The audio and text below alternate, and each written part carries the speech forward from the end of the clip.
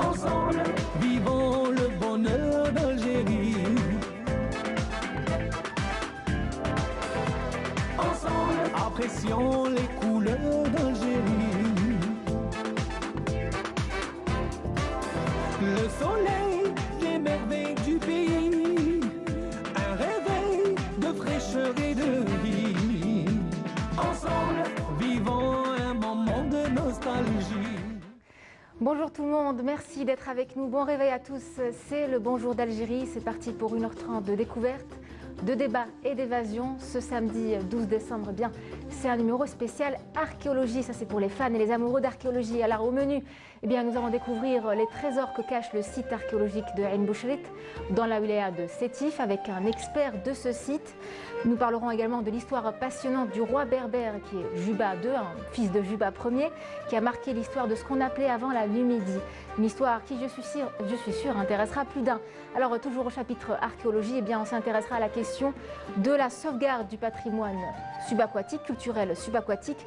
Toute une thématique à aborder avec des spécialistes. Vous verrez que l'Algérie a encore beaucoup de trésors cachés près de ses côtes. Et puis pour simplifier et susciter l'intérêt des plus jeunes à l'histoire, eh bien, nous parlerons de dessins animés, de bandes dessinées aussi dédiées à cette thématique d'aujourd'hui avec un talent, vous verrez. Les enfants, il en sera également question dans la rubrique Enfants Bull Child, donc avec la charmante petite Maïssa Belaroussi qui nous parlera des vêtements d'hiver, comment les choisir, que faut-il éviter, c'est un peu le fashion faux pas ou flop ou top des enfants. Voilà, réponse à la fin de ce numéro avec la petite Maïssa. Et comme à chaque fois, on rappelle que cette émission est sponsorisée par Coral Peinture. Tout de suite, place à la météo.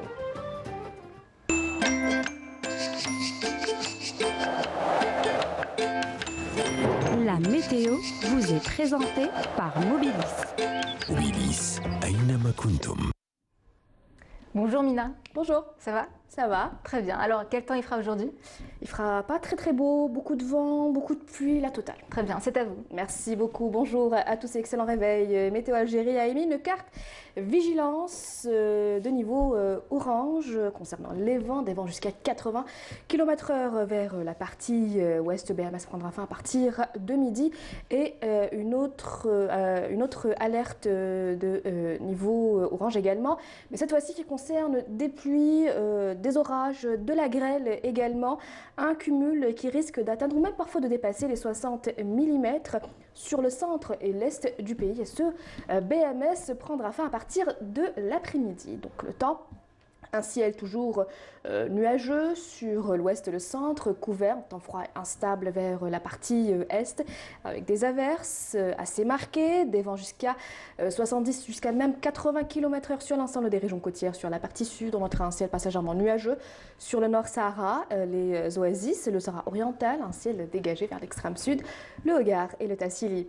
Les températures de cet après-midi, eh bien, elles seront plutôt agréables avec sur la moitié nord, 18 degrés à Alger Annaba, 15 degrés à Constantine, 16 à Tizi Ouzou, 21 degrés à Oran, 24 à Gardaya, 25 degrés à Bachar, 26 à Tindouf, 27 à Adrar, 28 à Ain Salah et enfin 32 degrés, ce sera la maximale à Bordeaux Mourtar et à Ngazam.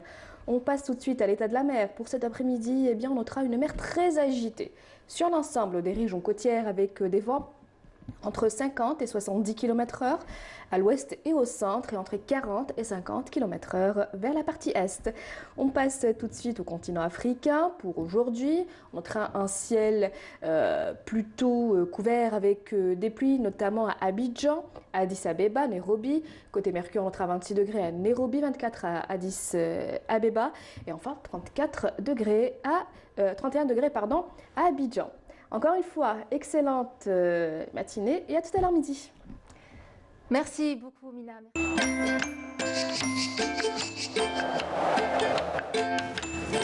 La météo vous est présentée par Mobilis. Mobilis, Aynama Kuntum. Merci Mina, beaucoup de vent aujourd'hui. Beaucoup de vent jusqu'à 80 km/h. Alors tâchez de ne pas vous envoler, restez près de nous, chers téléspectateurs. À nous de vous emmener découvrir cette belle collection de préhistoire, donc au musée du Bardo. C'est une sorte d'introduction au sujet d'aujourd'hui. Malé Moussaïd. Situé sur les hauteurs du boulevard des Douches-Mourades, le musée Bardo est un joyau d'architecture et d'histoire. Palais, datant de l'époque ottomane, il était autrefois habité par de hauts dignitaires. Aujourd'hui, il accueille le musée de la préhistoire qui nous plonge à la source de nos origines. Monsieur Harishan, directeur du musée, nous parle de ses outils et Ousmane, témoin de l'évolution humaine. C'est une exposition qui a été inaugurée en 2016, en mars 2016. Elle raconte un peu la préhistoire algérienne. On a présenté un peu les sites qui racontent une chronologie de 2 millions d'années jusqu'à 10 000 ans, en passant par le plus ancien site d'Afrique du Nord qui est l'Oldoyen, le site de El Hanesh. Et après, on fait tout un parcours par quelques sites qui ont été fouillés par des équipes algériennes. Et on voit ici les résultats de ces fouilles. C'est un peu redécouvrir un peu la préhistoire algérienne faite.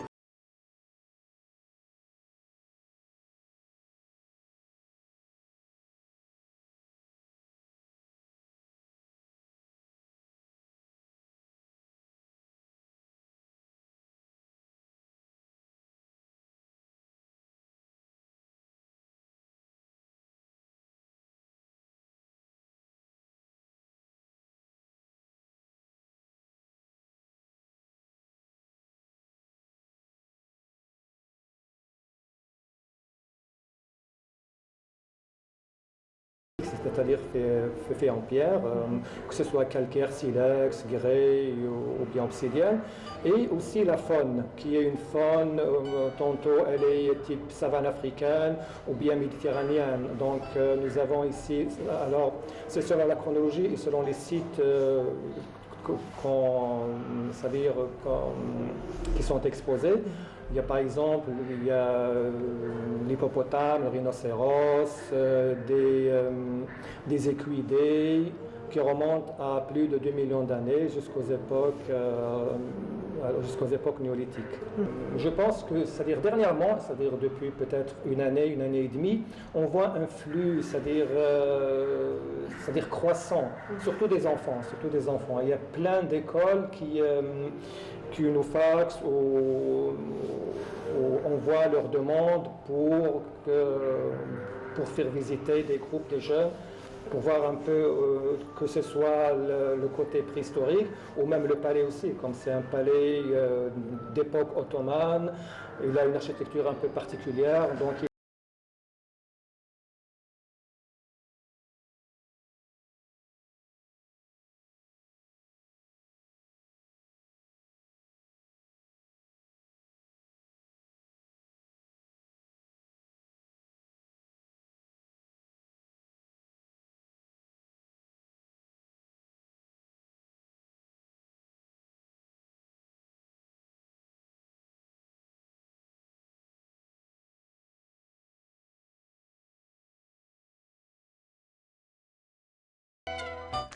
Nous recevons nos deux invités, à savoir Abdelkader Deladji à ma droite et Tawfiq Hamoum à ma gauche. Bonjour à vous.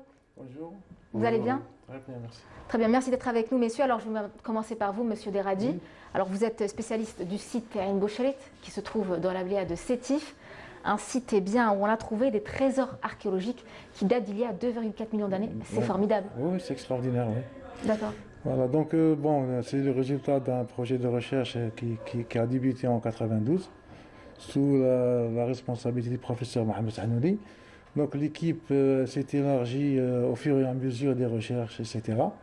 À l'origine du travail, c'était de chercher des choses par rapport à ce qui se passe en Afrique, parce qu'il ne faut pas oublier que l'Afrique était considérée comme le berceau de l'humanité. Et depuis, il y a eu beaucoup de recherches. C'est-à-dire que nous, on travaille sur une période très ancienne. Donc c'est une période qui date de 2 millions à 2 millions d'années. Donc l'expansion de ces cultures d'Oldowayen, avant en Algérie, on ne connaissait pas. Donc on ne donnait pas ce nom d'Oldowayen. Donc on a commencé à donner le nom d'Oldowayen à ces cultures à travers les dernières recherches qu'on a menées. Et en même temps, on a essayé de travailler sur cet aspect par rapport à tout le peuplement ancien de l'Algérie. Donc à la fois, on a cette dynamique de peuplement qui est liée à l'environnement de l'époque. Donc le site de Ain Boucherit ou de El Hanesh, en fin de compte, c'est un site qui se trouve dans un grand bassin ce qu'on appelle le bassin de Bni Fouda. Oui. Ce bassin qui fait à peu près 80 km². Et c'est un bassin qui était à la fois, qui s'est transformé à un moment donné en un lac. Et il y avait à cette époque-là une activité humaine qui est matérialisée par du matériel archéologique, donc du matériel lithique. Et en même temps, il y a eu des traces et en même temps des ossements d'animaux qu'on retrouve actuellement en Afrique, tels que par exemple la girafe, le rhinocéros. Je vais vous demander est-ce qu'il s'agit d'animaux préhistoriques. Voilà, préhistoriques. En plus, on a des traces d'activité de boucherie sur les ossements qu'on a retrouvés, c'est-à-dire l'implication de l'outil pour le dépeçage, etc. Ça veut dire qu'on a une activité de chasse, une activité de boucherie, donc il y a une certaine organisation sociale, même en cette période qui est très reculée dans le temps. Très bien. Donc, mais j'imagine que vous utilisez des procédés qui sont très technologiques. Oui, oui. Bien, bon, maintenant, bon, l'archéologie, elle se base essentiellement sur toutes les évolutions technologiques. Donc, tout ce qui est, par exemple, des sciences de la Terre et sciences de la vie. Donc, tout ce qui concerne les techniques d'investigation avec l'apport de l'informatique. Donc, on applique des logiciels pour comprendre la répartition spatiale des restes archéologiques, faunistiques, etc. Et en même temps, l'organisation du sol par rapport à cette occupation. Très bien. D'un autre côté également, on utilise à la fois les méthodes classiques telles que la stratigraphie, c'est-à-dire la succession de couches, où on a tous ces aspects de l'activité humaine, et en même temps on peut les dater. Avant, il y avait les datations qui étaient un petit peu empiriques, par exemple telles que les datations relatives par rapport au type d'animaux qu'on retrouve. C'est-à-dire quand on parle de ce qu'on peut appeler la grande faune éthiopienne, c'est-à-dire ce qu'on retrouve actuellement en Afrique, c'était le Pléistocène inférieur, c'est-à-dire chez nous à l'époque. Le Pléistocène inférieur, c'est-à-dire on est là entre 2 millions et 2 millions d'années. Et ça, c'était des données relatives. Et avec les apports de la géochronologie, donc on a des techniques qui sont utilisées telles que le paléomagnétisme, oui, qui nous donnent un repère. Un repère, c'est-à-dire, c'est quoi le paléomagnétisme? Bon, on ne va pas rentrer dans les détails. C'est-à-dire qu'à un moment donné, la polarité, elle est inversée. C'est-à-dire le nord actuellement n'est pas le nord avant. Donc on a une chronologie établie par les chercheurs, par les géophysiciens, où on peut placer nos cultures. D'accord. Mais pour chiffrer les cultures, il aurait fallu d'autres techniques. Par exemple, telles que l'OSL, le RPE, etc. Ce qui a été utilisé dans le site de Ain Bouchelet. Il y avait une équipe espagnole de signiers qui s'est occupée de la datation. Et en même temps, cette affinité de datation, c'est elle qui a permis de reculer l'âge. C'est-à-dire avant, c'est-à-dire les données qu'on avait... On voit le site là, le site de Ain Bouchelet à Sétif. C'est-à-dire les données qu'on avait avant, par exemple, avant la période, avant l'indépendance, on avait des données qui plaçaient le site à peu près dans 500, 600 000 ans. Donc bon, par rapport aux connaissances de l'époque, bien sûr. Et puis il y a les visions. C'est-à-dire qu'il y a ça, il y a également une certaine querelle entre les scientifiques actuellement. Oui. C'est-à-dire, bon, ça devient un peu stratégique l'archéologie dans tous les domaines.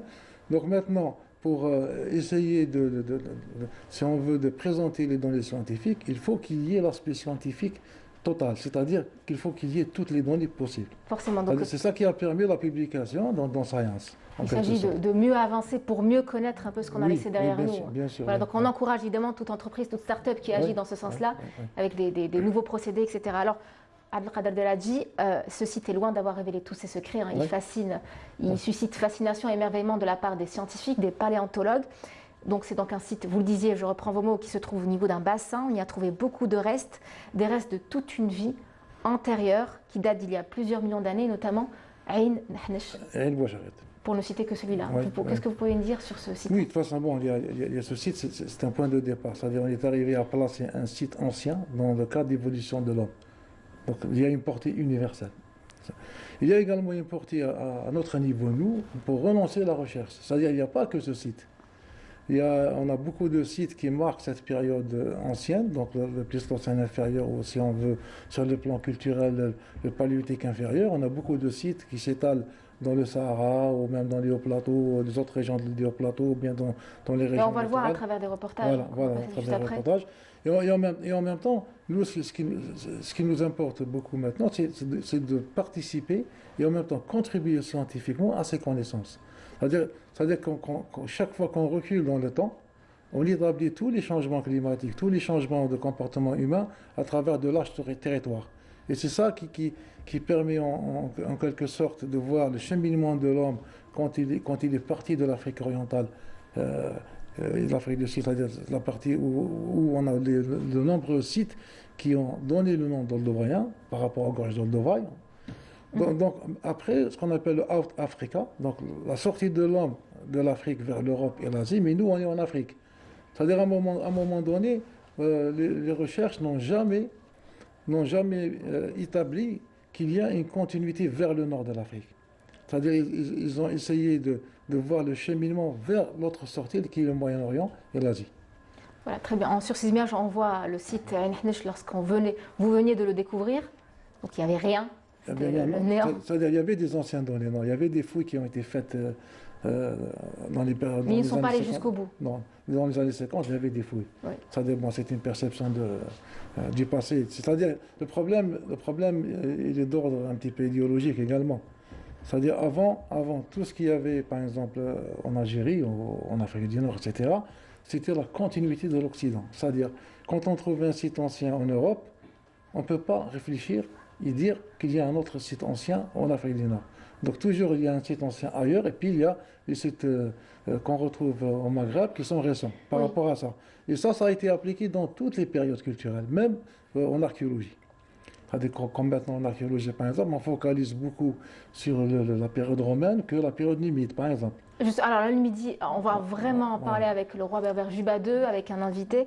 Donc alors c'est là qu'on va, on parlait de Ain Hnech, pardon, c'est là qu'on va du côté de Sétif, l'une des plus grandes découvertes du monde, les plus importantes, puisque vous le savez, l'Algérie est le deuxième berceau de l'humanité après l'Éthiopie. Et on le regarde dans ce sujet signé Amel Bouadwa.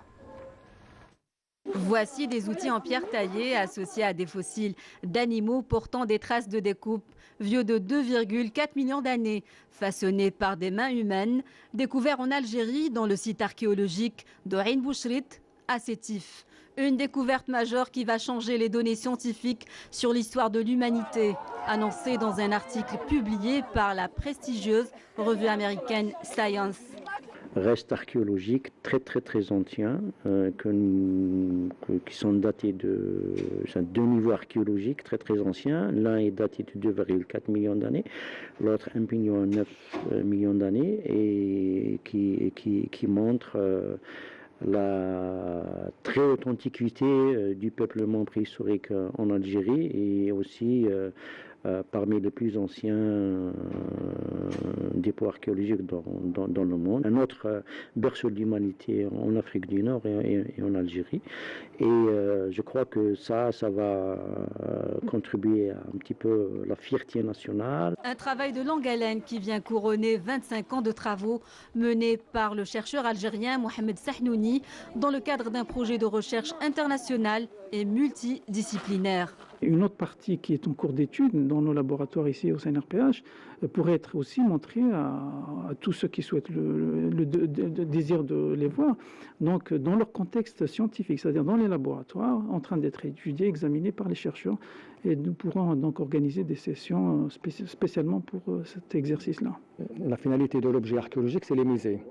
Donc, les objets qui ont été découverts dans le site de Ain Bouchrit, ils sont répartis dans 3 endroits. Le musée du Bardo, le musée de Sétif et une partie au centre de CNRPH. Désormais, Ain Bouchrit est le deuxième site archéologique le plus ancien du monde après celui de Gona en Éthiopie, daté de 2,6 millions d'années.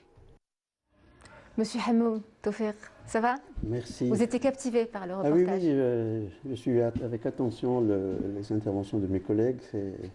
C'est quelque chose de très important, la découverte de Ain Bouchrit. C'est vraiment, ça nous place dans cette dynamique de recherche. Oui, surtout que j'imagine qu'elle a eu un impact qui n'est pas négligeable dans le monde entier. Absolument, il y a eu des réactions justement, des fois positives, des fois négatives. Négatives? Oui, je serais bien curieuse de savoir quelles sont ces réponses, ces réactions négatives. C'est une question d'école, hein, c'est une question d'école et de vision sur l'archéologie, sur la portée des sciences archéologiques. parce qu'on les considère actuellement comme des sciences stratégiques. Donc, c'est important pour les pays de développer cette discipline et de posséder les technologies nécessaires pour faire avancer ces recherches. Exactement. Alors, je rappelle, M. Tawfiq Hamoum, je le dis, je ne l'ai pas dit tout au début, vous êtes président du Conseil scientifique et consultatif du patrimoine mondial subaquatique de l'UNESCO. Vous êtes également professeur en archéologie à l'Institut d'archéologie à l'Université d'Alger. Exact. Ça vous fait une belle casquette. J'ai une double casquette, effectivement. Très bien. Oui. Alors, Tawfiq Hamoum, des trésors archéologiques, eh bien, on en trouve un peu partout dans le monde, sur terre, mais aussi sous mer. Ah oui, oui. Voilà, donc jusqu'à aujourd'hui, qu'est-ce qu'on a pu identifier près des côtes algériennes? Écoutez, les côtes algériennes recèlent des trésors énormes, ça on le sait d'après les sources, d'après quelques investigations qu'on a effectuées de part et d'autre comme ça de temps en temps, avec des moyens qu'on a à notre disposition.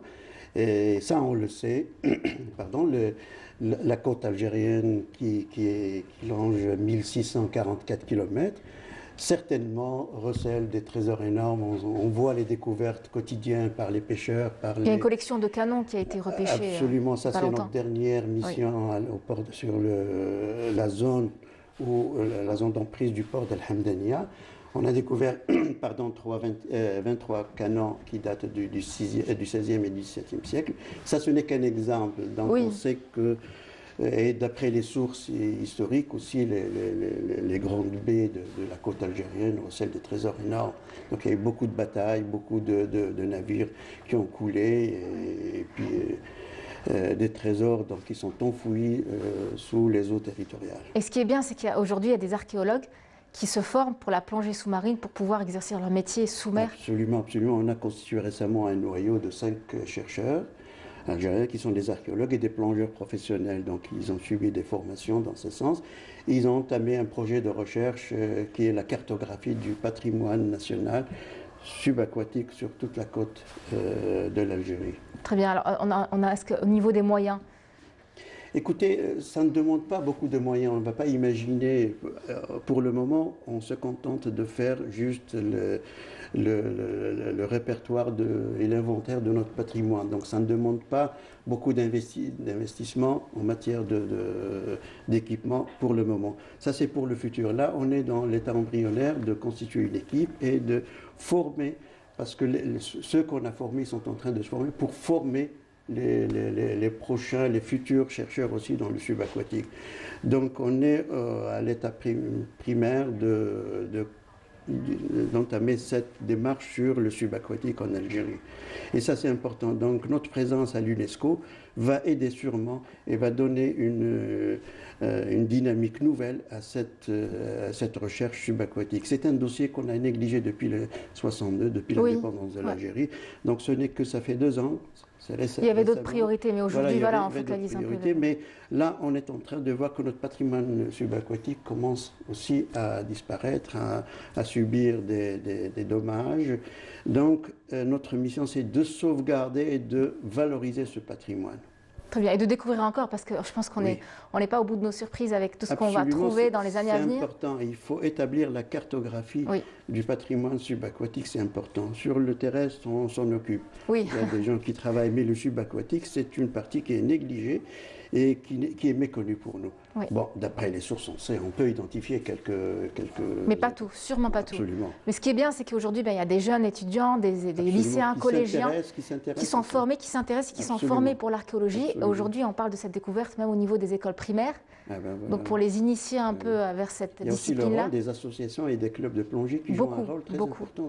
Et aussi quelques pêcheurs qui nous rendent beaucoup de services dans ce sens. Donc quand il y a une découverte, ils signalent ces découvertes, donc ça fait partie de notre mission de recherche et d'inventorier tout le patrimoine qui existe. D'accord. Alors concrètement, c'est une question que je me pose, qu'est-ce qu'on a jusqu'au jour d'aujourd'hui? Aujourd'hui, qu'est-ce qu'on a pu voir comme site archéologique sous-marin? Écoutez, d'après les sources, et ça, on l'a constaté. On a combien? Je veux dire, je veux un chiffre. Non, on ne peut pas chiffrer. On va chiffrer. On ne peut pas chiffrer, mais on sait que les grandes baies comme Alger, Annaba, Béjaïa aussi, la côte ouest aussi, Oran et vers les Andalous aussi, on sait qu'il y a beaucoup d'épaves, beaucoup de mobilier archéologique enfoui sous mer. Donc, mais quantifier et identifier, ça c'est la mission justement future de ce groupe de recherche qui est en train de se constituer. Et c'est leur mission d'établir cette cartographie marine et du patrimoine subaquatique. Très bien. Et qu'est-ce qu'on va... Moi, c'est une question pour vous deux, hein, même pour vous, Monsieur Derradi. Oui, même les préhistoriens sont concernés. Justement, aussi. beaucoup concernés, très concernés, tout autant que vous. Alors, je me demande, qu'est-ce qui fait que notre pays est l'un des plus riches en termes de sites archéologiques? Est-ce que c'est la situation géographique? Oui. Est-ce que c'est le nombre de civilisations qui sont passées par l'Algérie? Il y a d'autres paramètres aussi, non? Oui, bon, il y a tout ça. Donc, c'est une partie de l'Afrique du Nord qui a connu des événements historiques très importants depuis la préhistoire et puis jusqu'à nos jours. Donc, c'est une région où il y a une dynamique de population, il y a des sociétés, donc il y a toute une dynamique sociale qui est en train d'évoluer sur ce territoire. Donc, y compris le côté marin aussi, parce que c'est l'environnement humain. Oui. Là où l'homme passe, il laisse des traces. Exact. Donc, y compris la mer. La mer était une des zones très stratégiques à l'époque antique aussi, même à l'époque médiévale. Donc la navigation marine, c'est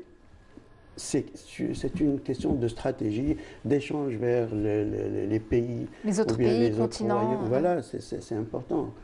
Monsieur Derradi. Oui, juste pour un petit peu détailler la chose, c'est-à-dire qu'on a à la fois une position géographique méditerranéenne et africaine. Donc à travers le temps, donc même en préhistoire par exemple, on a des cultures qui étaient tournées vers la mer. Oui. Par exemple, on a la période ibéro-mauricienne où les populations mangeaient tout ce qui concerne la malacophone, tout ce qui concerne les coquilles, etc. Il y a même des poissons qui ont été pêchés à l'époque préhistorique, et ça a plus de 20 000 ans. Donc ça veut dire, d'un côté, il y a cet aspect d'occupation du sol à travers le temps. Donc nous, quand on a commencé à faire la carte archéologique, ce qui est important pour l'Algérie, c'est ça.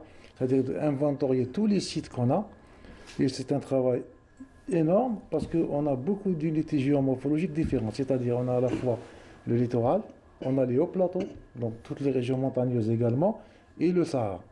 Le Grand Sahara, le Sahara central, par exemple, c'est les désagères, ou bien on a également le Bas Sahara, Ouegla et la région par exemple, de tout ce qui concerne l'Oued, etc. Donc il y a cette richesse archéologique est justifiée par ce territoire qui est immense. Et en même temps, à travers les différentes périodes culturelles, on a des sites. C'est-à-dire, si on va depuis 2 400 000, on a une continuité d'occupation du sol jusqu'à maintenant. C'est-à-dire, la population était toujours là, elle s'adaptait. Par exemple par rapport aux aléas, surtout des climats et en même temps des changements de ce qui concerne la couverture végétale ou animale, etc. Elle s'adaptait également dans les périodes historiques par rapport aux guerres, etc. Donc cette richesse-là, elle est traduite par de nombreux sites, soit à la fois sous-marins ou bien des sites qu'on retrouve dans toute cette géographie qui est très large et très importante. Il y avait des comptoirs commerciaux à l'époque romaine. Même bien avant. Oui. Donc on sait, d'après nos découvertes, depuis le 6e, 7e siècle, déjà des comptoirs ont été déjà établis sur toute la côte algérienne. Donc c'est ces comptoirs qui ont fait que la zone s'est développée. Donc à une certaine époque de l'histoire, on a établi des villes côtières comme Yol, Cherchel, pour Juba II. Bon, elle était bien avant l'arrivée de Juba II, mais pratiquement toutes les villes côtières à l'origine étaient des comptoirs puniques. Oui. Alors, Monsieur Hamon, vous êtes aussi venu nous parler de cette période, de lorsque Rome a décidé d'envahir ce qu'on appelait avant la Numidie. Oui. Alors, qu'est-ce qui s'est passé? Écoutez, je sais que vous êtes fasciné, tout autant que moi, par l'histoire de Juba II. Oui. Il a une histoire incroyable, formidable. Oui, l'histoire de Juba II, elle est un petit peu délaissée, si vous voulez. Très délaissée, oui. Exactement. Alors que c'est une phase, c'est une période très importante pour l'histoire de l'Algérie. C'est une période prospère. Revenons à votre question, effectivement, donc l'Afrique du Nord était stratégique et importante pour Rome. Donc pour nourrir les Romains, Rome, les terres agricoles, les terres fertiles, c'est l'Afrique du Nord. Donc il fallait absolument envahir cette contrée et profiter de ses richesses. Donc la colonisation ne date pas de 1830, mais elle date depuis la plus haute antiquité. Donc l'arrivée de Rome en Afrique du Nord, donc la phase finale de la conquête romaine en Afrique du Nord, c'était en l'an 46 avant Jésus-Christ, lors de la bataille de Thapsus et la mort de Juba Ier, le dernier roi numide. Très bien, alors je peux vous montrer cet ouvrage-là. Nos ancêtres, les rois numides de Mahfoud Farouqi, donc c'est des éditions d'Aliman, vous le voyez. Oui. Donc c'est de la période du 3e siècle avant Jésus-Christ au 1er siècle après Jésus-Christ. Donc c'est les 4 siècles qui sont un peu décrits dans cet ouvrage-là.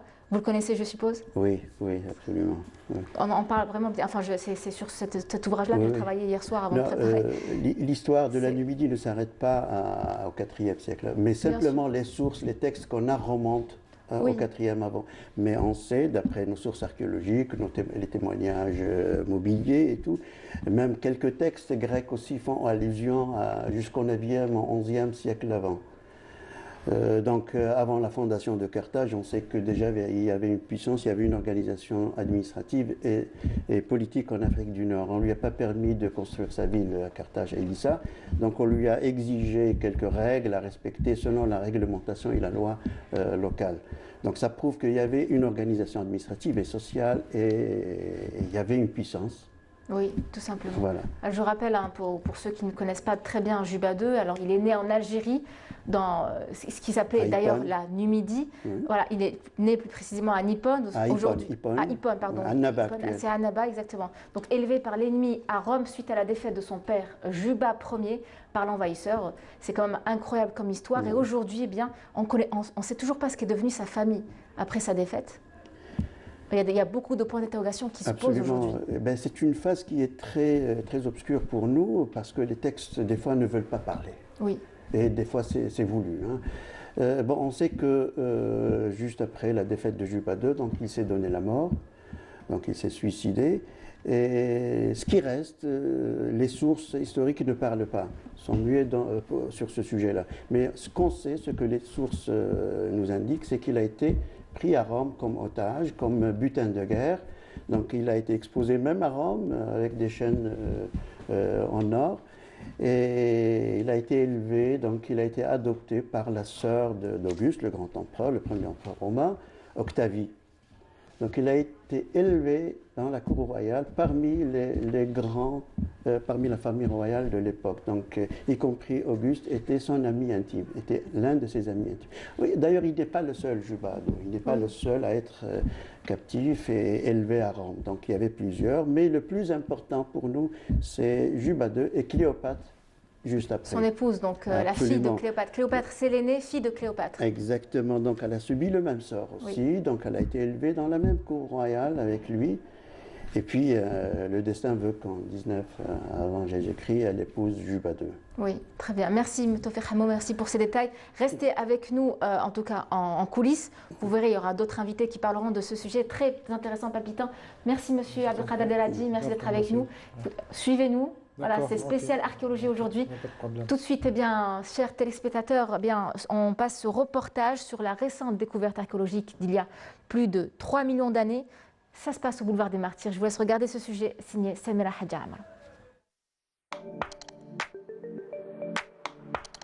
Fait du hasard, au détour d'une ruelle, dans le prolongement du boulevard des Martyrs, ou de ce qu'on appelait avant Mustapha supérieur, se dresse une tranchée.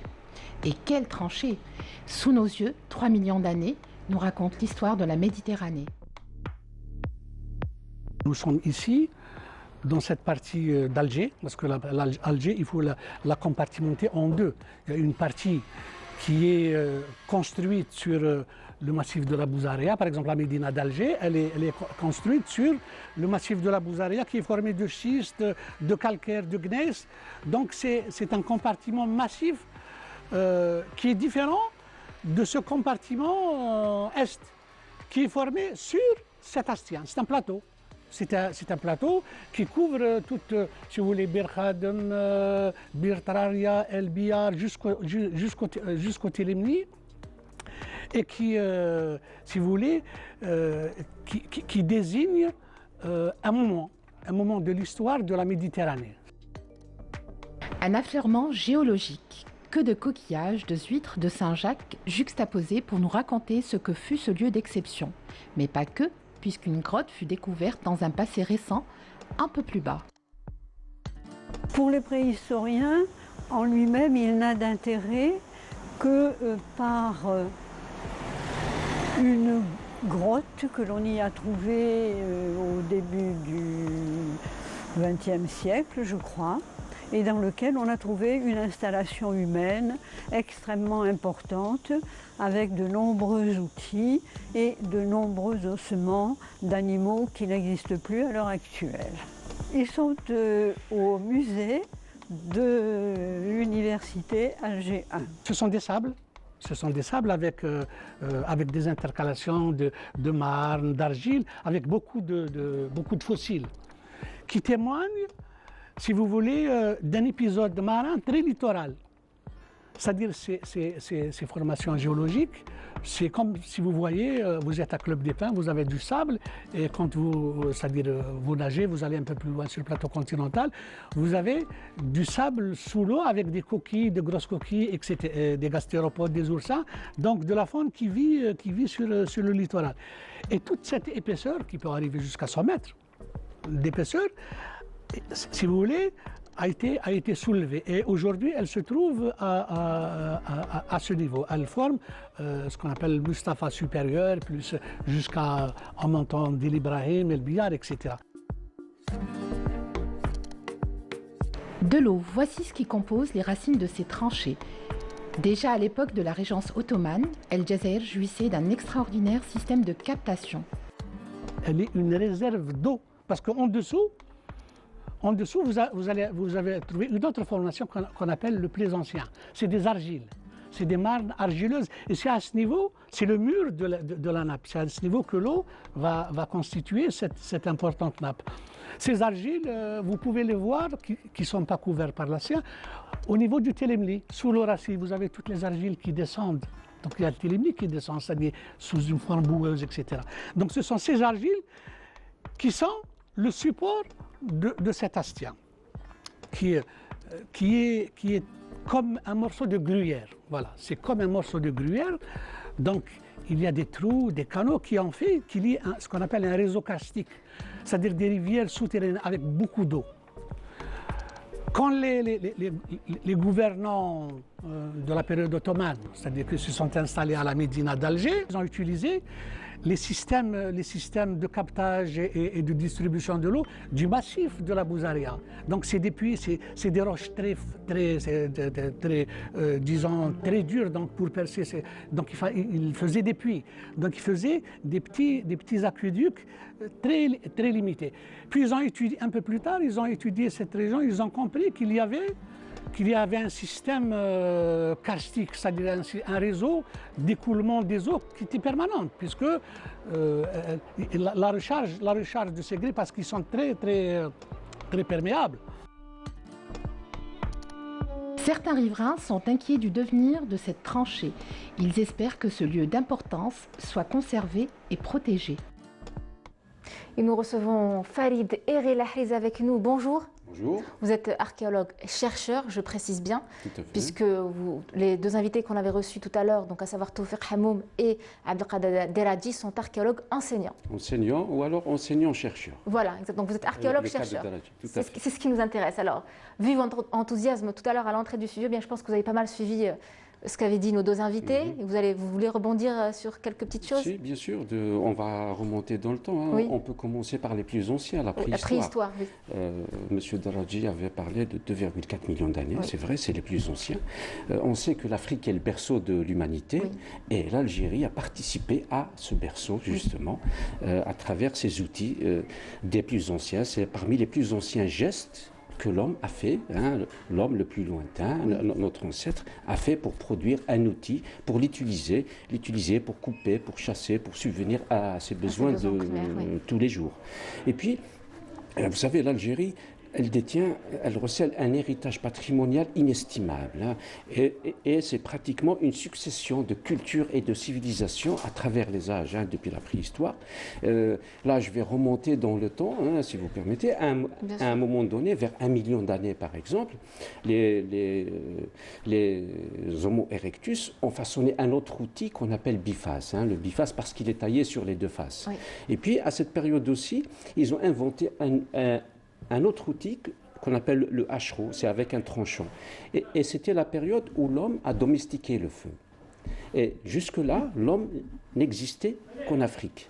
Et à partir de là qu'il a commencé à migrer vers l'Europe et puis vers l'Asie. Hein. C'est avec le feu. Avant l'Asie, l'Europe, il n'y avait pas d'être humain. Oui. Et c'est pour ça qu'on dit que l'Afrique est le berceau de l'humanité. Et puis, je remonte encore un peu dans le temps, par exemple, avec les premiers Homo sapiens,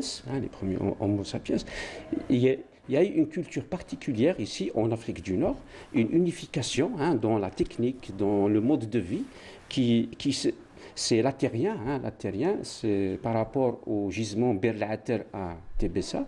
Donc cet Atérien, il s'est étendu depuis l'Atlantique, son influence, sa culture, etc., depuis l'Atlantique jusqu'aux abords du Nil, et depuis la Méditerranée, depuis la côte méditerranéenne, jusqu'aux environs du Tchad actuel, jusqu'au Sahara, à la limite Sahara-Sahel, actuellement.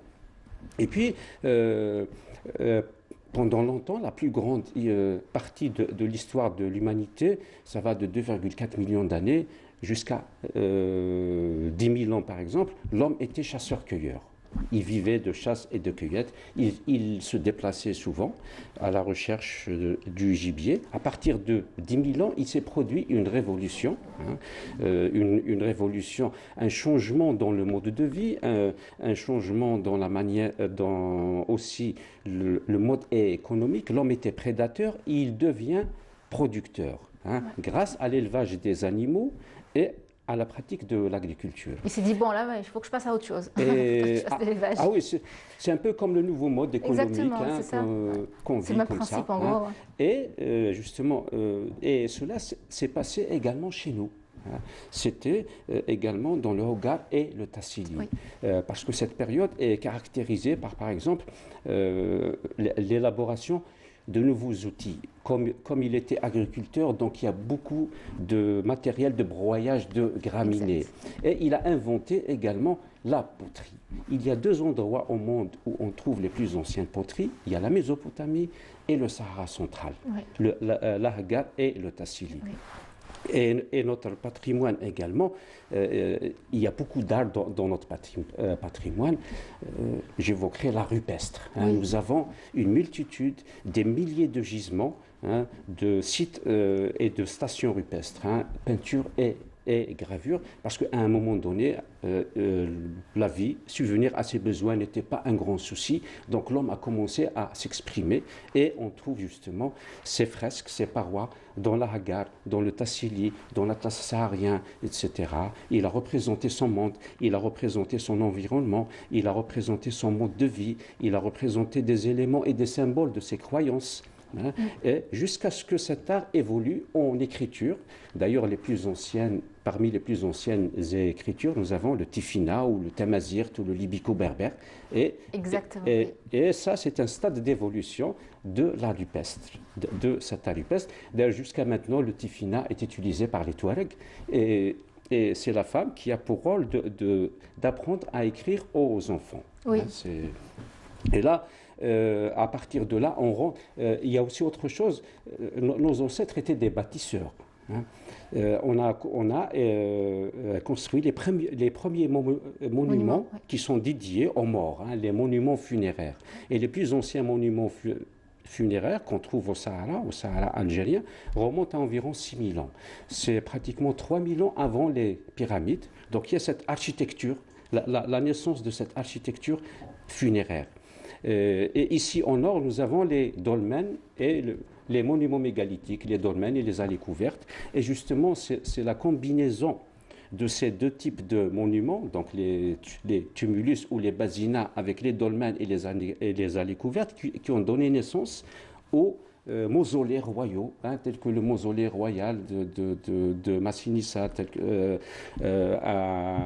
à Batna, tel que le mausolée royal de Mauritanie de Juba II à Tipaza, etc. Donc, on a participé également au développement de l'architecture. L'Algérien, nos ancêtres. Et puis là, on est durant l'Antiquité, là j'avance aussi. On se rapproche un peu. On se rapproche, on est dans les royaumes, donc les royaumes berbères. Les plus anciens rois, le plus connu c'est Massinissa, depuis le deuxième, il est né en 246. Avant j'ai écrit, c'était le fils de Gaïa, qui était un roi également. Et Massinissa, justement, à un moment donné, il s'est allié avec les Romains. Rome, c'était l'empire du monde. C'est comme Washington aujourd'hui. C'était l'empire du monde. Washington, c'est pas le royaume du monde aujourd'hui. Mais bon, voilà, j'ai compris, on l'a compris. Puissance, oui. C'est une puissance économique, militaire, etc. Donc, il s'est allié avec les Romains contre les Carthaginois. Oui. Et Massinissa, c'était à l'est, donc c'était le roi des Massiles. Sifax était le roi des Masaïciles, et avait comme capitale Siga, à Intemouchent. Donc il s'est allié avec les Romains contre les Carthaginois.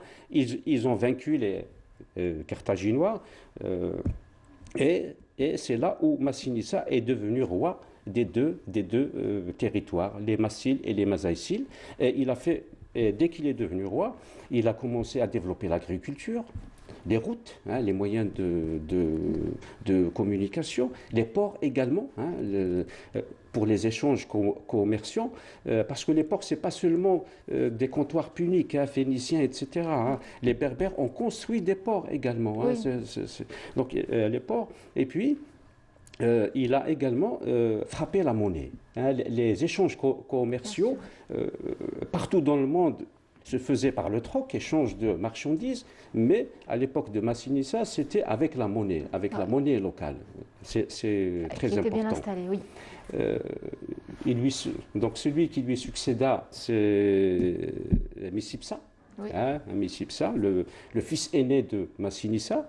Micipsa a apporté encore un plus, donc c'est surtout sur le plan de l'organisation administrative. Donc il y avait les municipes, il a organisé les municipes avec un pouvoir local, c'est l'équivalent des communes à peu près, et les territoires, c'est un peu comme les wilayas actuellement. Après Micipsa, c'est Jugurtha. Jugurtha, qui est le neveu et le fils adoptif de Micipsa. Jugurtha, c'était un farouche guerrier. Il s'est opposé à l'armée romaine.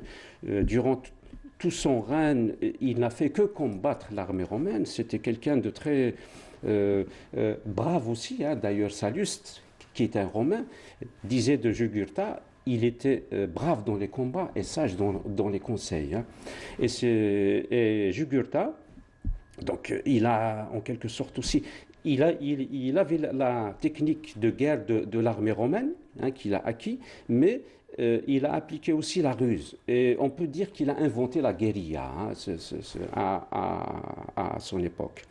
Et puis Jugurtha, c'est lui aussi, lors de l'un de ses voyages à Rome, et c'est lui qui a dit la fameuse phrase: Rome est une ville à vendre, il ne te manque plus qu'un acheteur. Et à la fin, il a été trahi. Il a été trahi par Bocchus, Bocchus qui régnait sur la partie ouest de l'Afrique du Nord, à peu près le Maroc actuellement. Et Bocchus, qui était le beau-père de Jugurtha, il l'a trahi et livré aux Romains. Puis il a été fait prisonnier. Lui succéda par la suite. Alors, on va juste revenir sur la période romaine. Alors, on sait que, je reviens à Juba, justement, qui a une histoire juste palpitante.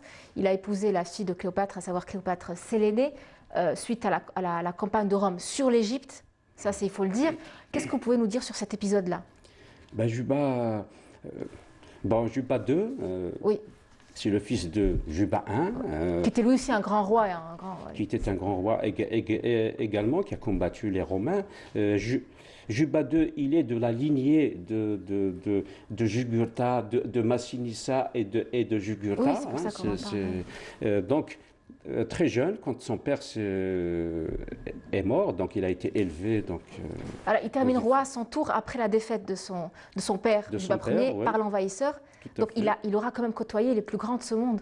Si, il a été élevé dans un milieu donc, de nobles, hein, de nobles.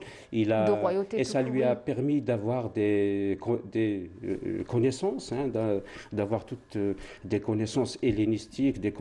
Vous savez, comme il a épousé Cléopâtre Sélénée, donc il y a cette culture hellénistique hein, portée par Je pense que c'était stratégique. Mais ce qui est particulier aussi à Juba II, c'est qu'il s'est démarqué de la culture romaine. Hein. Il n'a pas développé beaucoup le latin, il s'intéressait beaucoup plus à la culture hellénistique et méditerranéenne. Alors qu'il avait été élevé à Rome par des... Ah oui, mais ça doit être dans ses gènes. Il a un petit peu été peut-être... il a repris un peu certains aspects de Massinissa, parce qu'il a donné plutôt une culture locale. Il a développé les sciences, la philosophie, les arts. On dit que c'était un très grand homme de sciences et de lettres. Oui, c'était un savant. Il a écrit beaucoup d'ouvrages. Il y a même une plante qui porte son nom. Et certains de ces ouvrages sont devenus des références pour les auteurs de l'Antiquité. Il a fait des expéditions jusqu'aux îles Canaries, justement. Il s'intéressait à la flore, à la faune. Il adorait le théâtre. Donc c'était tout ça, Juba II. Hein. C'était un homme de lettres, de sciences, d'art. Très bien, d'accord. Alors j'aimerais juste poser rapidement, très rapidement, on n'a pas le temps, le territoire qui était sous l'influence de Juba II s'étendait jusqu'où? Je veux dire, combien de régions étaient concernées par cette Alors à l'époque, c'était la Mauritanie. Hein. La Mauritanie, c'est pas par rapport à la Mauritanie actuelle. Mauritanie, voilà, c'est bien de le préciser. C'est la Mauritanie. Oui. Il s'étendait jusqu'à l'Atlantique. Hein, depuis l'Atlantique jusqu'à peu près au centre de l'Algérie. Hein. C'était la Mauritanie. Il avait comme capitale Cherchel, parce qu'à plusieurs reprises, c'est selon les rois, c'est selon les périodes, il y a extension, il y a rétrécissement des territoires. Mais il y a une chose particulière justement dans la culture berbère, hein, d'une manière générale, c'est que les Berbères n'ont jamais cherché à coloniser d'autres territoires. Le territoire qu'ils ont leur suffit amplement. Hein. Il y a de quoi faire. Il y a de quoi faire, c'est grand. Ah oui. Merci beaucoup. Merci Falid Irlahi d'avoir été avec nous. Donc je rappelle que vous êtes archéologue, chercheur. On pourrait en parler des heures. Hein. C'est tellement intéressant. Hier, je me suis complètement perdue dans mes lectures. C'était très intéressant, très enrichissant surtout. Puis vous reviendrez nous voir pour d'autres sujets, toujours dans la continuité de cette lancée-là. Alors je vous laisse avec cette revue du CNRPS, donc la revue Libica sur notre patrimoine algérien culturel. Donc c'est Samira Hadja Amar. On regarde.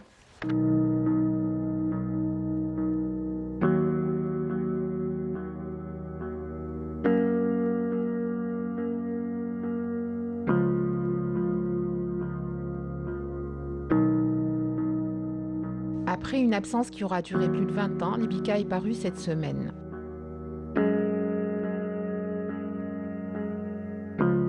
Son initiateur est le CNRPH, le Centre national de recherche préhistorique, anthropologique et historique.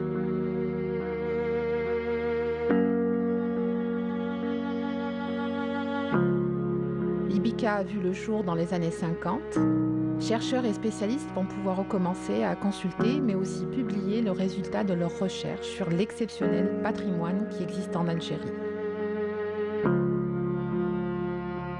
La revue Libica, qui est une revue de renommée internationale, vient de paraître maintenant, donc après plusieurs années d'interruption. Donc on en est au 36e numéro. Donc c'est une revue qui a une diffusion très mondiale. Hein. Donc à un certain moment, elle était envoyée dans plus d'une centaine de pays dans le monde. Donc c'est une revue en fait dans laquelle les chercheurs du centre et les chercheurs du monde entier publient des travaux de recherche en relation avec donc les thématiques pour lesquelles travaille le centre, donc la préhistoire, l'anthropologie et l'histoire.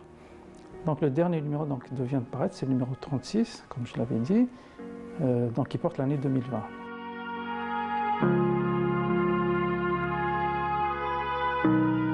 Libica est donc cet ouvrage de première importance pour la transcription du patrimoine.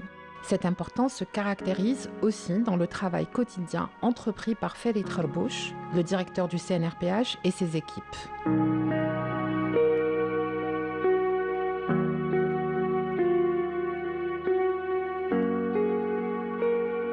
Donc le CNRPH, sa vocation première, c'est la recherche dans le domaine de la préhistoire, de l'anthropologie de l'histoire. Alors en ce qui concerne la préhistoire, nous sommes dans le domaine de l'archéologie. Et ce qui dit archéologie, il y a un travail qui se fait en amont, c'est-à-dire depuis le travail de terrain, donc l'exploration de tous les sites préhistoriques algériens, il y en a des milliers. Donc ça passe par la prospection, la collecte des objets de toutes sortes. Il y a des outils préhistoriques faits sur des matières non périssables comme le silex, il y a des restes osseux de faune ou des restes humains.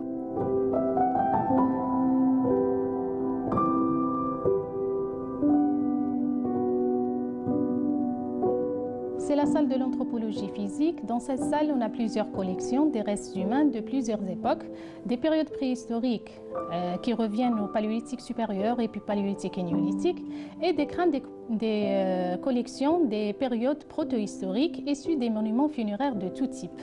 L'accès à ce labo est aux chercheurs du centre en toute évidence, et en même temps, on assure la formation des étudiants de master et de doctorat des universités.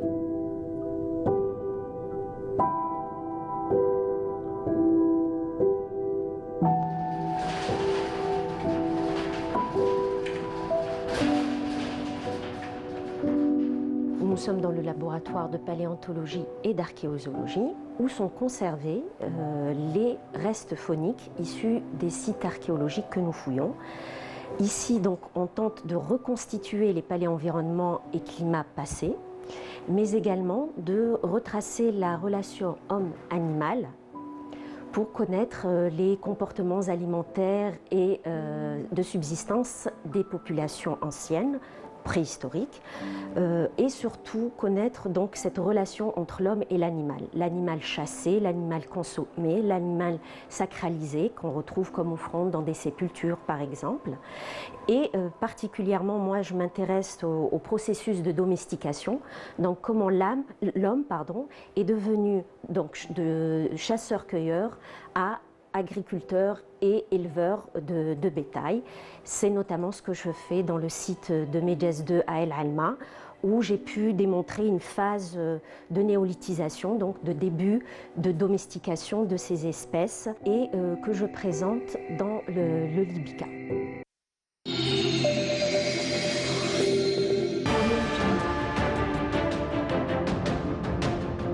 Enfin une peinture algérienne aux normes internationales. Tous vos besoins en peinture intérieure, peinture métal, préparation de support ou peinture extérieure, choisissez Coral Peinture. Coral Peinture, c'est l'IMA à faire.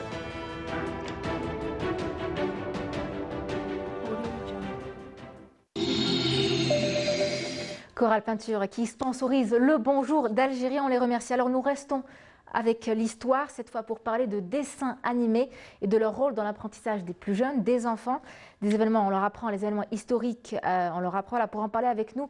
Béchir Tayeb Sharif, bonjour. Bonjour. Merci d'être avec nous. Merci, à pas de quoi. Vous êtes venu avec beaucoup de choses à nous montrer aujourd'hui. Bah, je sais pas, j'ai ramené des trucs. Voilà, des trucs. Si vous voulez les passer. Alors, vous êtes l'auteur et un des dessinateurs du dessin animé, réalisateur tout simplement, qui évoque l'histoire de l'Algérie. Donc, c'est une série de dessins animés qui retrace un peu toute l'histoire algérienne, la période coloniale, plusieurs civilisations qui sont venues installer en Algérie. Voilà, c'est vraiment complet. On a tout simplement envie de vous poser cette question. Pourquoi avoir fait ce choix de thématique? Je sais pas. C'est un choix difficile pour les enfants. Oui, parce qu'on a tous été des enfants, déjà. On a tous été... bon, je m'intéressais beaucoup à la bande dessinée avant. Et j'ai appris beaucoup de choses sur d'autres civilisations grâce à la bande dessinée. Et c'est resté comme un objectif dans ma tête. Je voulais réaliser quelque chose comme ça. Et j'ai fait ce dessin animé sur l'histoire de mon pays, tout simplement. C'est beau, c'est très beau en tout cas. Alors ça reste également un moyen d'apprentissage pour les jeunes enfants, surtout quand on sait que les dernières découvertes archéologiques, on le disait tout à l'heure en tout début d'émission, sont enseignées aujourd'hui au primaire, à l'école primaire. Donc c'est vraiment pour initier l'enfant. Et vous venez agrémenter le tout. Voilà, faire vos petites salades et le mettre avec des illustrations. Très bien. Donc dessin animé spécialisé en bande dessinée algérienne. Donc c'est du 100% made in Algeria. Donc ça reste un moyen d'apprentissage aux enfants. Et on suppose que vous préservez quand même le côté ludique pour les enfants. C'est ça le but. Justement, c'est faire apprendre avec comment dire les enfants ne doivent pas sentir qu'ils sont en train d'apprendre quelque chose. Ils doivent sentir qu'ils sont en train de s'amuser. Exactement. Et là, ça va... Alors, je crois que vous n'êtes pas venu les mains vides, je le disais. Vous êtes venu avec le premier épisode, donc un épisode qui laisse entendre qu'il y en aura bien d'autres, qui résume un peu les 52 épisodes qui viennent après. Résumés. Très bien. Donc, je vous laisse regarder ça et on revient juste après.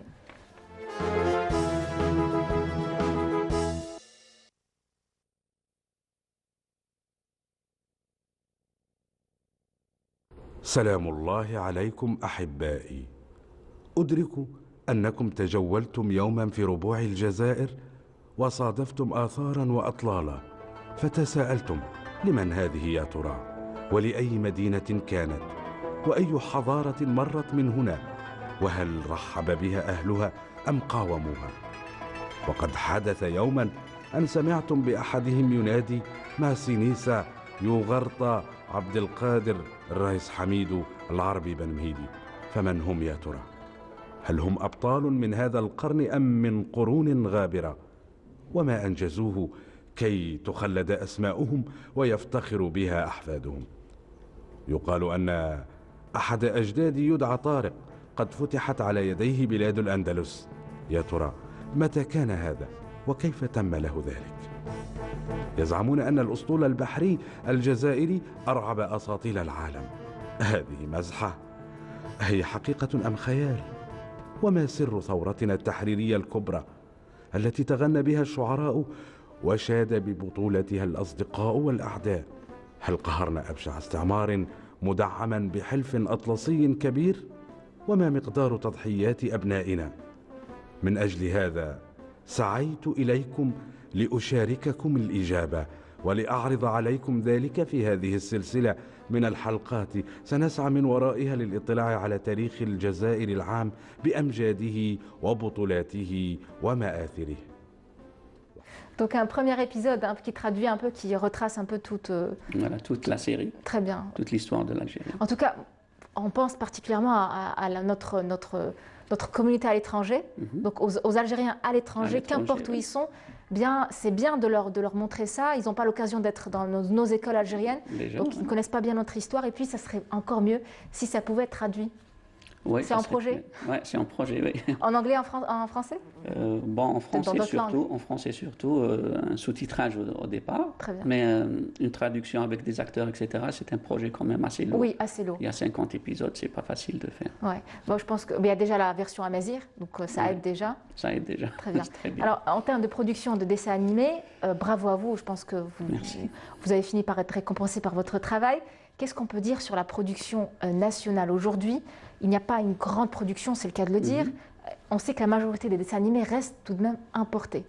Ouais. Les enfants sont branchés sur d'autres chaînes, des cartoons étrangers. Bon, la production de dessins animés, comme autre chose, comme d'autres domaines en Algérie, est en retard, elle est en difficulté, mais c'est possible de le faire. C'est une question de volonté seulement. D'accord. C'est une question de volonté, bien sûr, de budget. Si on veut, on peut. Mais dire que c'est impossible ou on est tout simplement en retard, non, c'est pas la vérité. C'est impossible, vous l'aurez compris. Donc quand on veut, on peut tout faire. En fait, il y a quelques pays qui dominent ce domaine-là, qui dominent la production de dessins animés à grande échelle. Il y a le géant américain, sans que je le cite, les différents producteurs de manga japonais, ça j'adore, j'en suis fan depuis que je suis toute petite. Et puis il y a aussi quelques producteurs en Europe qui arrivent à moindre échelle, mais quand même voilà. Est-ce que c'est difficile quand même de placer son produit Made in Algeria, j'insiste sur le Made in Algeria, dans un marché qui est dominé par ces mastodontes? Je ne pense pas que c'est difficile de placer notre produit parce que c'est un produit original. Il y a un marché, c'est ça. Il y a un marché parce que c'est notre produit, c'est original, ça vient de chez nous. On peut aller vers le marché international et proposer notre culture au monde. Je pense que c'est faisable. Mais on revient toujours à la première question, c'est une question de volonté. Si on veut, on peut. Exact. Et même si vous n'avez pas le marché, le propre d'une entreprise, ça je parle des startups, Bien c'est de sûr. créer son marché. De créer son marché. Donc voilà, etc. si vous vous diversifiez, n'ayez pas peur de foncer, je vous encourage. Merci. C'est que votre marché, vous pouvez le créer. Il y aura sûrement des enfants étrangers, je parle sûrement, d'autres nationalités qui voudront justement regarder vos dessins animés. Exactement. Même, il y aura même des adultes qui voudront que leurs enfants regardent ce genre de dessin animé. Parce que ça Pour avoir parle une de certaine notre ouverture histoire. d'esprit, bien sûr. Voilà, ça parle de notre histoire, de notre culture. Personne ne peut nous concurrencer sur ce domaine-là. C'est notre culture. Oui, mais dans le côté technique, oui, bien sûr, c'est une autre question. Oui, en tout cas, avec le FIBDA, il y a eu cet engouement, cette envie de connaître un peu plus notre culture, FIBDA, notre la bande histoire, dessinée, ouais, qui s'est bien installée. On est à combien d'éditions ici? Plusieurs éditions. Hein. On est à la 6e. 6e ou 7e, je ne sais plus. J'ai dû oublier parce que cette année, ça a été un peu à l'arrêt avec la Covid-19. Ouais. Tout a été à l'arrêt, tout a été totalement touché de plein fouet. Alors, je vous laisse justement, en parlant d'histoire, regarder cet extrait de vous, donc sur Massinissa. Donc on regarde. سيد القائد، القائد ماسيني سيطلب منكم إفساح الطريق للفيلة إذا رأيتموها تتجه نحوكم، ويطلب الانسحاب من أمامها لأنه يملك خطة للقضاء عليها. أسرع وأخبر القائد كولبين أن الهجوم سيكون من الأجنحة. ولم أيها القائد؟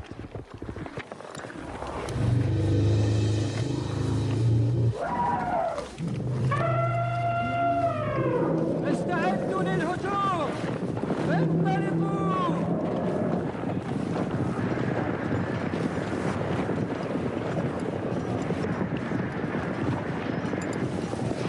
أيها الجند تفرقوا، هيا أسرعوا في الابتعاد من طريق الفيلة.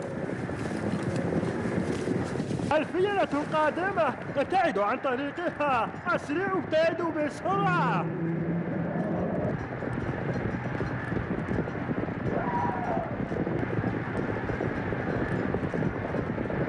هيا أريد موسيقى، أريد ألحانا قوية، هيا كثيروا الضجيج، أكثر، لا تتوقفوا، أريد أصواتا كثيرة، المزيد، المزيد، هيا. النجدة، إني أسكت، النجدة، ماذا يحدث؟ الفيلة تثور، إنها تتراجع.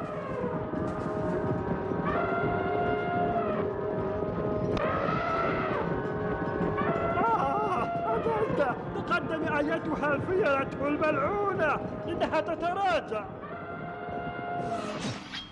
Donc on en parlait avec monsieur Taïeb Sharif, donc ça fait un peu plus de 12 ans que ce dessin animé a été réalisé. Ça a été difficile? Ça a été long déjà pour les dessinateurs? Oui, très long pour la réalisation parce qu'ici il est long, c'est 50 épisodes, 52. Et ça fait à peu près 12 ans qu'on l'a remis à la télévision algérienne. Il est passé plusieurs fois sur la. Oui, sur Canal Algérie notamment. Oui. Oui. Alors, au niveau du scénario, comment ça s'est passé? On a l'histoire, oui, mais on n'a pas les textes. Justement, c'est d'autant plus difficile, surtout qu'il ne faut pas se tromper sur l'histoire que vous racontez. Donc, c'est un terrain assez mineux, difficile. Pas très, parce qu'il y a des spécialistes. On ne va pas à l'aveuglette. On parle à des spécialistes, à des professeurs. Il y a des livres. On peut se référer à ce genre de. Voilà, donc ça a été validé par les archéologues, les paléontologues, les historiens? Bon, archéologues, paléontologues, non, mais quelques historiens, oui. On a travaillé avec des historiens. D'accord. Notamment il est mort, ça fait quelque temps, là, M. Babassi. Oui, Babassi, il nous a beaucoup aidé pour l'époque ottomane. Oui. Il a travaillé avec nous. Oui. Alors justement, on s'interrogeait en off sur les voix. Comment vous choisissez vos voix? Est-ce que c'est des personnalités? Est-ce que c'est juste des personnes? Comment vous les choisissez déjà? Parce qu'ils représentent quand même une partie de notre histoire. On fait un casting. Un casting, oui. Les voix de... j'ai pas compris la question. Les voix en arabe. Ah, d'accord. Ceux qui parlent, bien sûr. Ceux qui parlent, bien sûr. Les voix, oui, bien sûr. Je croyais vous parler des personnalités du film. Non, les voix, c'est... on fait des castings, c'est tout. Il y a des gens qui... l'Institut des arts dramatiques, ils jouent on fait des castings, et puis après on choisit, c'est tout. C'est le réalisateur qui fait ça. D'accord. Il choisit les voix. Très bien. Et votre frère, alors, il n'a pas pu venir aujourd'hui. C'est-à-dire Taïeb Sharif, qu'est-ce qu'il fait? Qu'est-ce qu'il occupe comme poste? Lui, c'est plutôt le côté commercial, côté financier, c'est lui qui s'occupe de nous ramener l'argent qu'il faut. D'accord. Le plus important. Non, je plaisante. Évidemment, je plaisante parce qu'il faut bien vivre. Important, Je ne voulais pas dénigrer l'histoire, bien au contraire. Alors, est-ce que vous avez des projets à venir? Oui, on a toujours des projets. On peut en savoir plus? Bon, c'est des séries qu'on prépare, puisqu'on est spécialisé dans le domaine de l'animation, les séries, les films. Oui. On prépare, Inch'Allah, une série pour le Raïs Hamidou, le jeune Raïs Hamidou, pas l'abri soir. Il y a aussi un film pour Massinissa et l'Amir Abdelkader. Ça suffit pour quelques années. Alors justement, je vous interromps juste, excusez-moi, on regarde à l'écran donc la réunion des 6, donc l'époque coloniale, voilà, donc on voit Arabi Ben Hidi qui leur parle.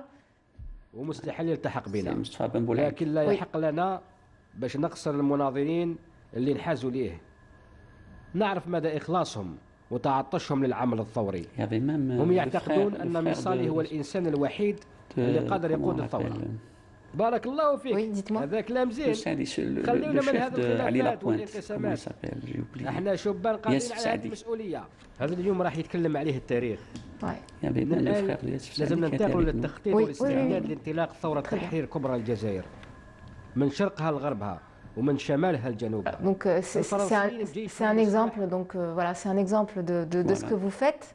En tout cas, bravo à vous. Merci. Merci beaucoup.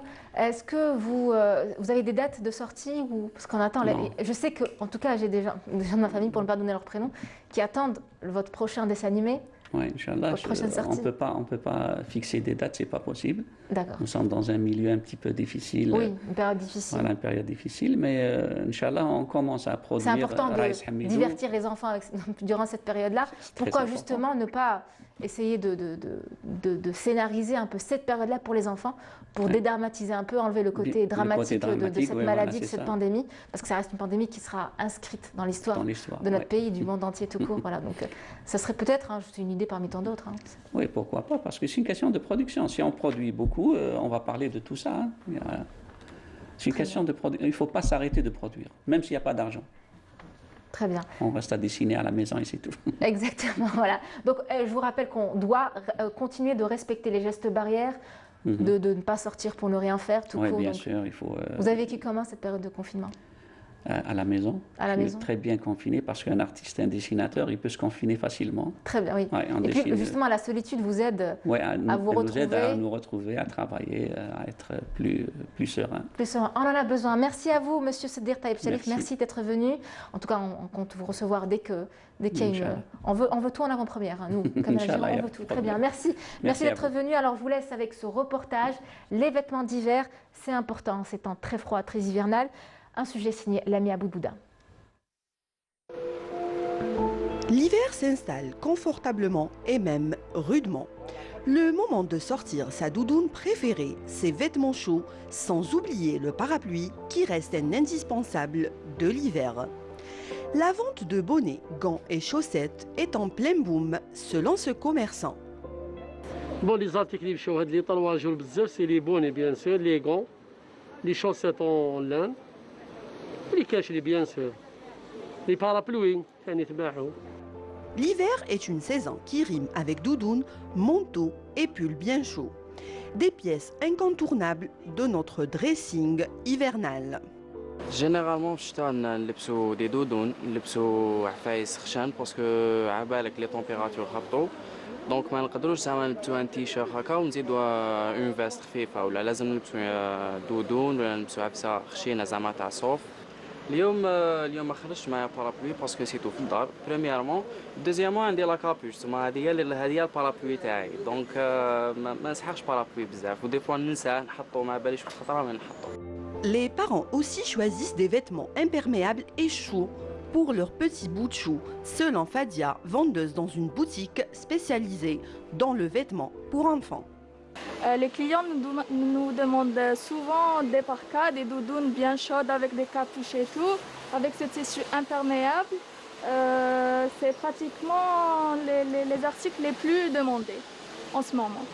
Et aussi, les parents demandent souvent, genre ils veulent couvrir leurs enfants, du coup ils demandent des bonnets avec cache-nez, les gants et tout. En résumé, on s'habille comme un oignon et le froid nous fait vite oublier le style et le glamour qui seront planqués sous plusieurs couches de tissu. Règle de base, ne pas dépasser 3 couches. Je ne suis pas frileux, je les ai mis, c'est pour faire plaisir à mes enfants. Moi, je suis habitué au paroi, Parce que si je les mets pas, à la balle qui ne peut aller. Se protéger du froid passe aussi par une alimentation saine où soupe et tisane chaude auront une place privilégiée.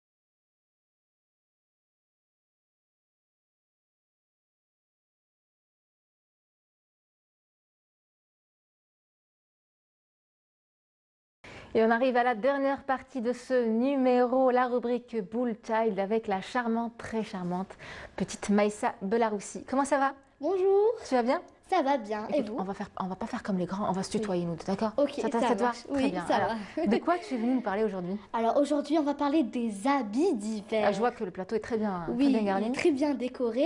Donc je voulais juste te poser une question. Dis-moi. Quelle est ta saison préférée? Parce que moi, ma saison préférée, c'est l'hiver. Moi, c'est l'hiver, mais c'est l'hiver avec beaucoup de neige. Beaucoup de neige. Moi aussi. Alors, ce que j'aime faire en hiver, c'est boire des chocolats chauds, me couvrir, bien me couvrir, voir des films, mais surtout aller au bled. Partir au bled où il neige, comme tu l'as dit, avec mon grand-père. On a une cheminée là-bas, une grande cheminée. On se réunit tous autour de cette cheminée et on passe un agréable moment autour d'un bon théâtre. Ah. Oui. Voilà, c'est l'excès de mignonnerie sur le plateau. Très bien. Alors, déjà, avant tout, j'aime beaucoup ta cape. Ça vient d'où? Merci. Alors, c'est un poncho. Il y a des motifs qui sont de chez nous. Oui, donc c'est de l'artisanat. Oui. Voilà. Donc, on va commencer. Alors, tout le monde doit être capable d'aimer l'hiver, au moins un petit peu. Le secret réside bien sûr dans la façon dont on est habillé. Pour faire face au froid, voici mes conseils pour choisir les bons vêtements. Même si les modes vestimentaires ont beaucoup changé ces derniers temps, beaucoup restent attachés aux vêtements traditionnels, comme la fameuse kchabia ou encore le poncho en laine ou en coton. C'est adorable, c'est très mignon en tout cas. Donc c'est à toi? Non, ce n'est pas à moi. Il est quand même un peu trop petit. Oui, un peu trop petit pour moi. Donc ce sont des vêtements qui combattent le froid par excellence. Et donc il y en a même pour les enfants, comme ce que je vous ai ramené. Alors cette petite kchabia est faite avec du mlef et c'est un vêtement traditionnel, c'est de l'artisanat. Il a été fabriqué à Djilfa. D'accord. Ce poncho en cotonnade. Alors ce poncho est à toi, mais le reste c'est la maison d'Awar qui a bien voulu nous prêter ces vêtements pour enfants. Oui. Très bien. Donc voilà. Dawar. Oui, voilà. Et ce poncho a été fabriqué à Touggourt. Oui. Voilà, à Touggourt. En tout cas, c'est très joli. Ça met en valeur tes beaux yeux. Merci. C'est de l'artisanat. Donc c'est de l'artisanat et c'est fait à la main. C'est vrai que c'est bien de suivre la mode, mais c'est bien aussi de promouvoir ce patrimoine. C'est important. Finalement. Oui, c'est très important. Eh bien, tu es là, c'est grâce à toi que tu vas justement donner envie aux jeunes enfants comme toi d'aimer les habits traditionnels de leur âge. Exactement. Et c'est vraiment, moi, quand je vois des gens marcher comme ça sur la roue avec des vêtements traditionnels, ça me fond le cœur. Ah, carrément. Oui. Donc, c'est toi qui nous fond le cœur, voilà, clairement. Merci beaucoup. Donc, le premier élément, c'est le manteau ou la doudoune. Alors, ce sont les pièces les plus importantes dans notre garde-robe. Les plus chaudes aussi. Les plus chaudes aussi. Donc, avant, on mettait des couches et des couches et des couches de vêtements pour se sentir bien au chaud. Maintenant, nous avons carrément des manteaux. Nous avons des manteaux qui nous réchauffent. Ils sont faits par des matières isolantes, donc qui nous préservent du froid. Voilà, exactement. Donc, le manteau, il peut être doublé de polaire ou de polaire comme de fausse fourrure, comme ici, et puis de polaire, voilà, de lainage, etc. Ensuite, il doit comporter une capuche pour maintenir la tête et le cou bien au chaud. Et se protéger de la pluie aussi. Bien sûr, oui. Aussi, votre enfant enlèvera et remettra son manteau plusieurs fois par jour. Ah là, tu donnes des conseils aux mamans, c'est même plus les enfants. D'accord, c'est les mamans, voilà. Oui, voilà. Elles visent plus haut. Oui. Donc, votre enfant l'enlèvera le matin, le jour, etc. Il l'enlèvera plusieurs fois par journée. C'est pour ça qu'il faut s'assurer qu'il est capable de le faire seul et préférer les manteaux avec, pas bouton, avec scratch ou fermeture éclair. Avec fermeture. Parce qu'un enfant, il faut le dire, ça bouge beaucoup, ça joue, ça gigote, donc de préférence avoir une fermeture qui restera fermée pour Exactement. Et même parfois, il ne sait pas comment fermer les boutons ou les boutons pression. C'est un peu dur pour lui. Donc, il est mieux de faire des scratchs carrément. C'est plus rapide et c'est plus pratique. Donc, comme nous avons un modèle, le voici. Qui est joli. Alors, oui, donc... il n'y a pas un grand pour moi, non? Non. Non, ça m'ira pas. Non, je crois pas. J'ai tenté. Oui. Donc, il peut avoir aussi des poignées ajustables. En serre, en dessert. Voilà. Et pour les couleurs, choisissez des couleurs un peu flashy. Un peu flashy et voyantes pour qu'il soit... Pour ne pas perdre votre enfant. Exactement. Voilà, et même sur la route. Pour que les voitures... Parce qu'avec la buée, avec la pluie, on ne voit pas, c'est pas vraiment clair. La visibilité diminue un peu. Quand on est en voiture et il y a de la pluie, le mauvais temps. Donc c'est pour ça qu'il est mieux... De porter des couleurs chaudes. Exactement, voilà. Donc aussi, le manteau ne doit pas être lent pour ne pas gêner votre enfant lors de ses mouvements. Pour mieux affronter le mauvais temps et la pluie, misez sur les imperméables et les kawés, ainsi que les coupe-vents. Donc les voici. Nous avons un kawé, un imperméable et voilà, des coupe-vents pour rester bien au sec, bien sûr. Le deuxième élément du bien-être hivernal sont les bottes qui sont juste en bas. Donc les bottes, les boots, etc. Elles doivent être un peu montantes, voilà, et antidérapantes. Enfin, pas talons, je précise, montantes, pas talons, c'est juste pour la plante des pieds. Oui, exactement, et antidérapantes. Et surtout, voilà, antidérapantes avec des semelles épaisses surtout, pour qu'ils se sentent bien au chaud et qu'il n'ait pas froid et qu'il ne glisse pas. Surtout pas. Troisième élément, ce sont les accessoires indispensables, comme le bonnet, l'écharpe, les gants, voilà, les bérets, casquettes, etc. Le béret casquette, comme celui de notre rédacteur en chef, Monsieur Yazid Aïd Mahieddine.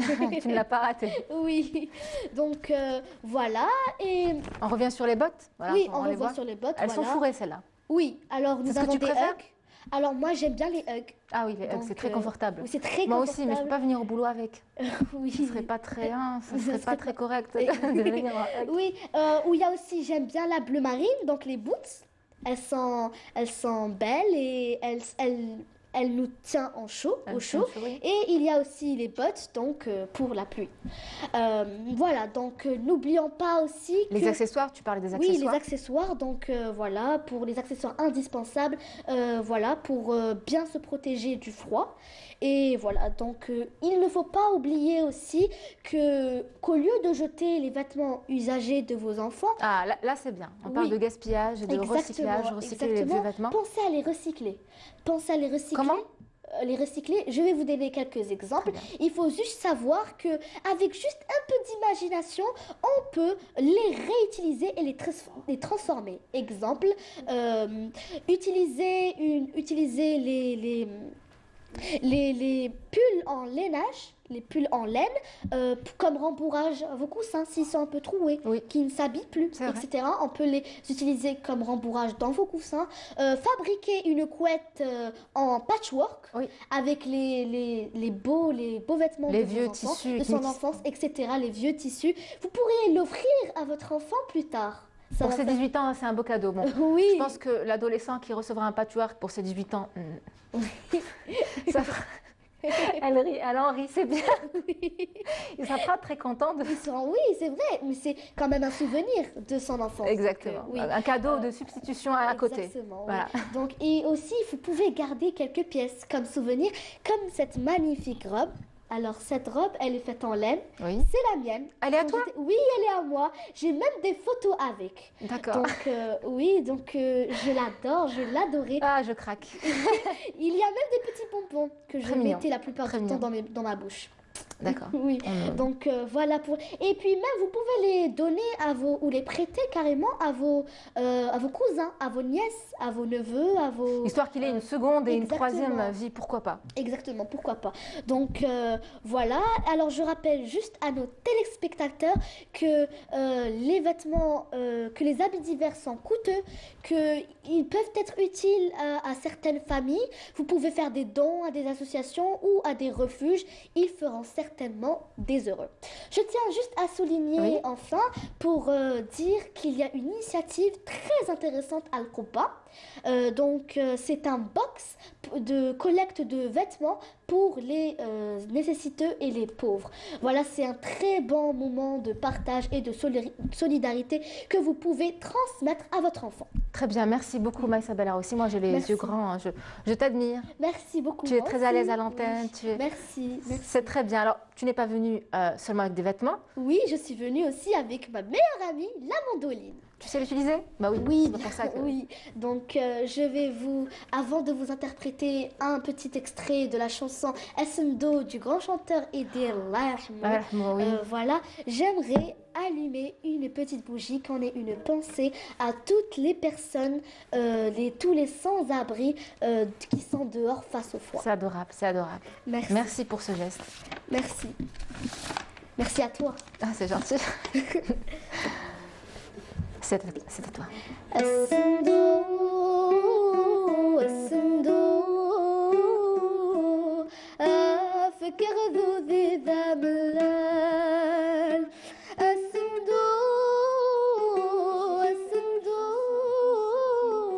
notre sponsor Coral. Non, tu continues. Coral Peinture, nos invités ainsi que toute l'équipe de la régie numéro 7 qui est au petit soin pour vous tous les matins. Merci à vous. Eh bien, demain, c'est Amel Almi qui sera aux commandes de la matinale Bonjour d'Algérie. Soyez là, soyez au rendez-vous. Quant à moi, bien, je vous retrouve lundi, 9h tapante, 8h30 plus tôt. Restez avec nous. Prenez soin de vous. On écoute.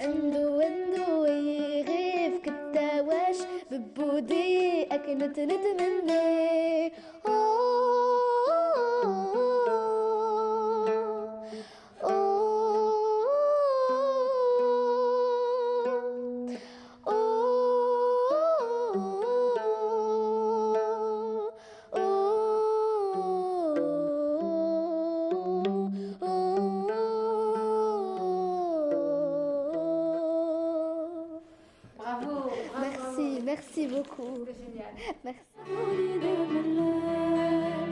Merci.